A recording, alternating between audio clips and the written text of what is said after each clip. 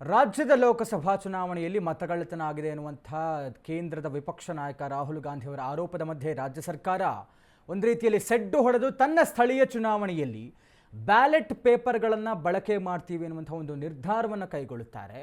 ಇದೇ ವಿಚಾರವಾಗಿ ಸಮರ್ಥನೆ ಮಾಡಿಕೊಳ್ಳುತ್ತಾ ಬೆಂಗಳೂರಿನಲ್ಲಿ ಎಐಸಿಸಿ ಅಧ್ಯಕ್ಷ ಮಲ್ಲಿಕಾರ್ಜುನ ಖರ್ಗೆ ಹೇಳಿಕೆ ಕೊಟ್ಟಿದ್ದಾರೆ. ಕಾಂಗ್ರೆಸ್ ಸರ್ಕಾರದ ಬ್ಯಾಲೆಟ್ ಪೇಪರ್ ಬಳಕೆ ವಿಚಾರಕ್ಕೆ ಮಲ್ಲಿಕಾರ್ಜುನ ಖರ್ಗೆ ಹೇಳಿಕೆ ಕೊಟ್ಟಿದ್ದಾರೆ. ರಾಜ್ಯ ಕಾಂಗ್ರೆಸ್ ನಾಯಕರು ಈ ಬಗ್ಗೆ ಮಾತನಾಡಿದ್ದಾರೆ.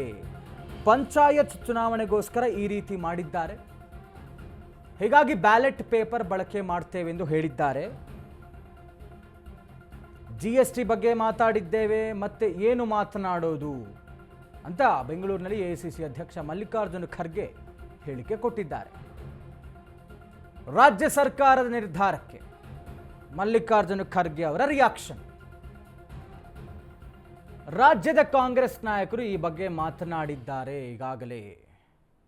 ಜೊತೆಗೆ ಪಂಚಾಯತ್ ಚುನಾವಣೆಗೋಸ್ಕರ ಈ ರೀತಿ ಮಾಡಿದ್ದಾರೆ, ಎಲ್ಲವನ್ನು ಮಾತಾಡಿದ್ದಾರೆ, ನಂದೇನಿಲ್ಲ ಅನ್ನುವಂಥ ರೀತಿ ಮಲ್ಲಿಕಾರ್ಜುನ ಖರ್ಗೆ ಅವರು ಮಾತನಾಡಿರುವಂಥದ್ದು.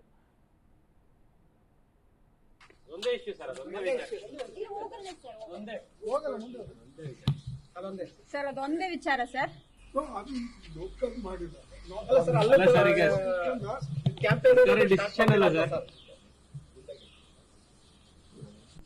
ಒಂದೇ ಇಶ್ಯೂ ಸರ್,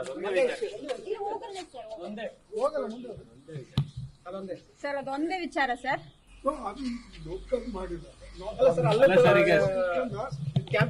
ಡಿಸಿಷನ್ ಅಲ್ಲ ಸರ್.